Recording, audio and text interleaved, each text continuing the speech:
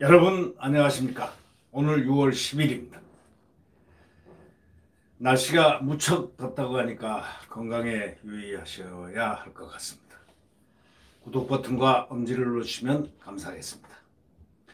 이 코로나가 한참 지금 성행하고 아주 그냥 팬데믹하게 저희 나라를 갖다가 뒤엎었을 때 급하니까 전세 버스를 전부 다 대동해서 어?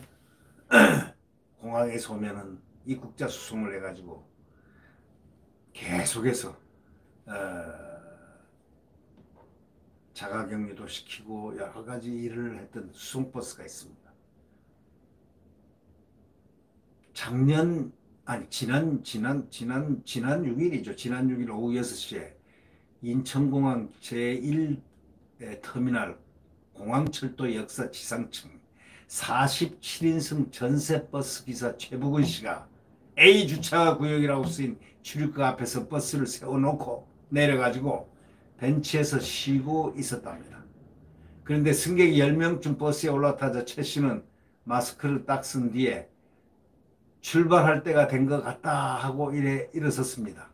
최 씨의 업무는 인천공항에 내리는 해외 입국자들을 전국의 코로나 격리시설까지 수송하는 것, 바로 그것이었습니다. 오늘 이 조선일보에 난 그 취재기자는 안영 기자와 허상우 기자가 취재한 것입니다. 이 최 씨 업무가 이제 인천공항에서 내리는 그 해외 입국자들을 이제 전국 코로나 격리시설까지 이제 수송을 하는데, 이 정부로부터 이 업무를 위탁을 받아가지고 3월부터 격일로 인천공항에 출퇴근을 합니다.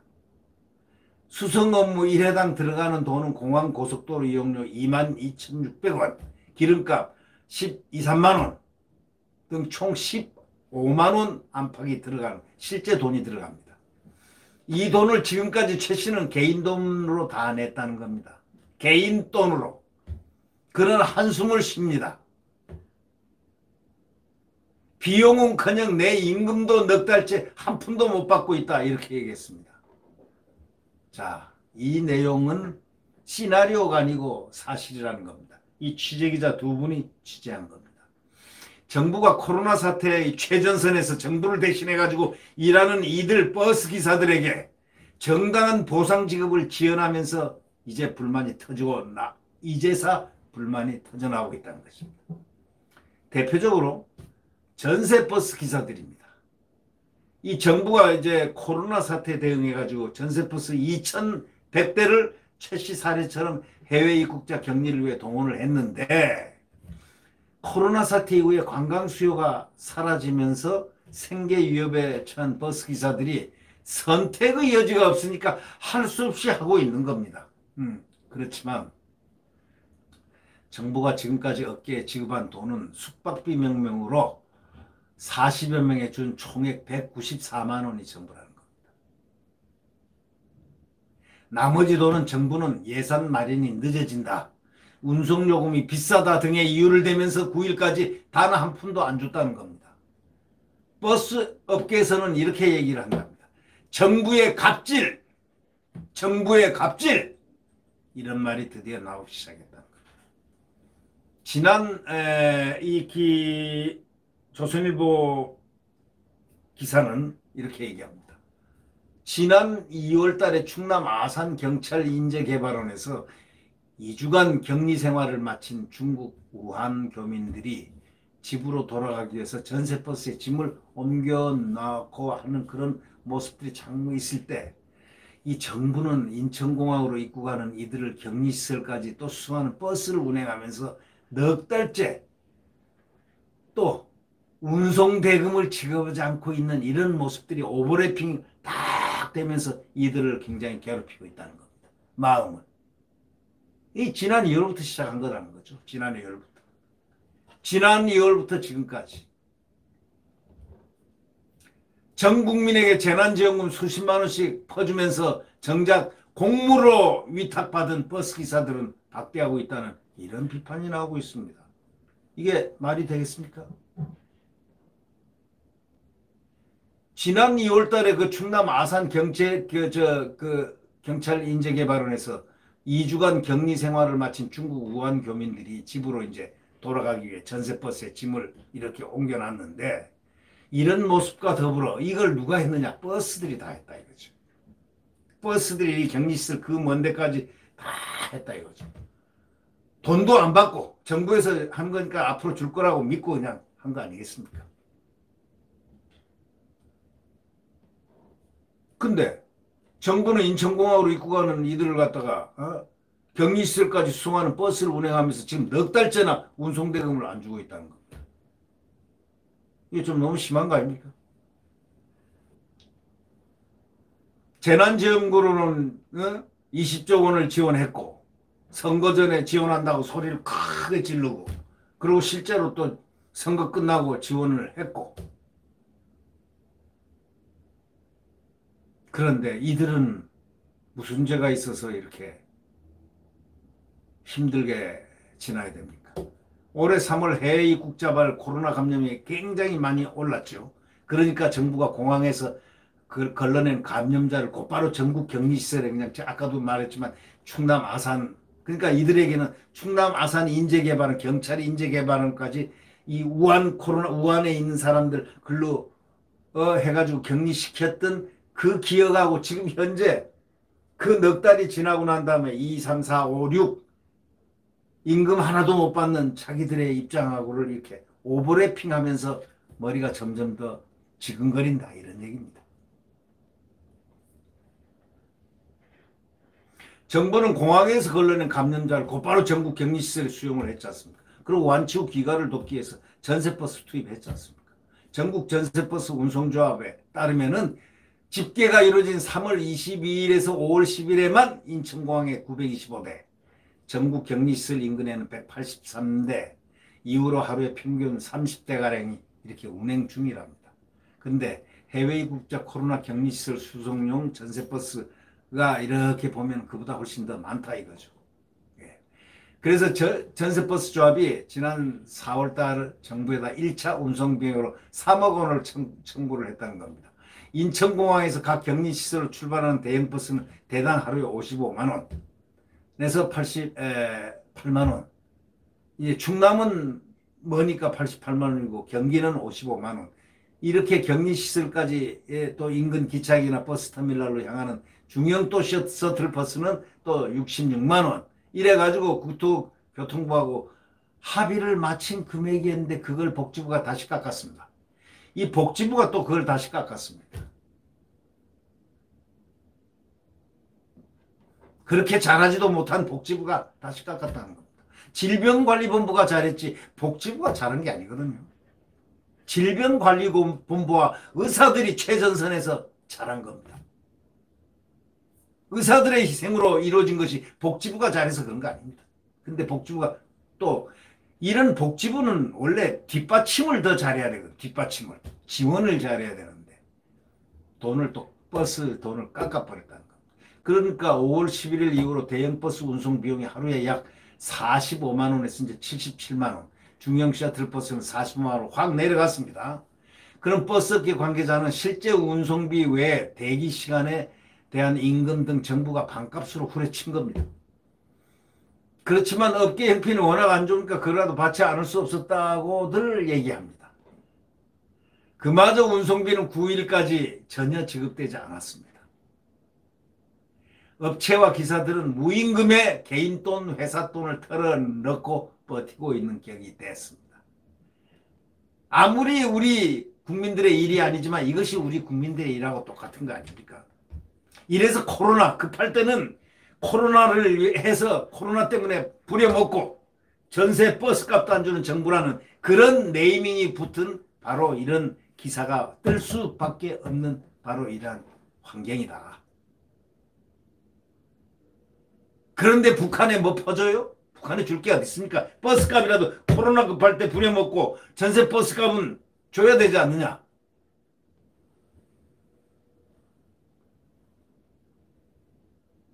정부는 출장지 숙박이 필요한 기사 40여 명에게만 총 194만 원 숙박비를 지급했습니다. 1박당 약 4만 원꼴로 해가지고 선진광학 소속 버스기사 강승윤 씨는 이렇게 얘기를 한답니다. 기사들은 밥값 몇 푼 벌자고 목숨 걸고 이 일을 하고 있는데 진짜 목숨 걸었지 않습니까? 처음에 코로나 얼마나 무서웠습니까? 어? 콧자만 들려도 그냥 질급을 할 정도인데 에? 정부에서는 돈도 안 주면서 민원이 있어가지고 전화하면 뚝 끊어버리기가 일수라고 막 분통을 터뜨립니다. 재난지원금 20조를 풀고 있는 정부가 정작 가장 위험하고 열악한 일을 이렇게 담당했던 이런 우리를 이렇게 박대할 수 있냐 하면서 분개하고 있습니다. 여러분들 우리가 입장을 한번 바꿔 생각해요. 이 코로나는 우리 국민을 위해서 방역을 세워야 되고 그러기 위해서 그 최일선에서 버스를 갖다가 증발을 해서 코로나에 거기 외국인이 오면 일단 그들을 격리에 시켜야 되니까 격리지까지 이렇게 운반을 하고 이렇게 했는데 이런 전세버스 값도 지금 안 줘서야 되겠습니까? 이 정부가 이렇게 신뢰가 없어서야 되겠습니까? 보건복지부 관계자는 이렇게 합니다. 시장 가격하고 물가 자료를 고려해서 비용을 산정하느라 시간이 좀 지연된 것이다. 이렇게 얘기하고 또 기획재정부의 예비비 편성이 늦어진 것도 원인이다. 이렇게 했습니다. 아니 긴급 예산이라든가 뭐 이런 거 또 재난금 선거 때 재난금 준다고 말한 거는 제깍 실시하고 정말 이거 보이지 않게 이 코로나를 막기 위해서 이렇게 한 거는 기사들에게 그 돈을 안 줬다는 게 그게 말이 됩니까?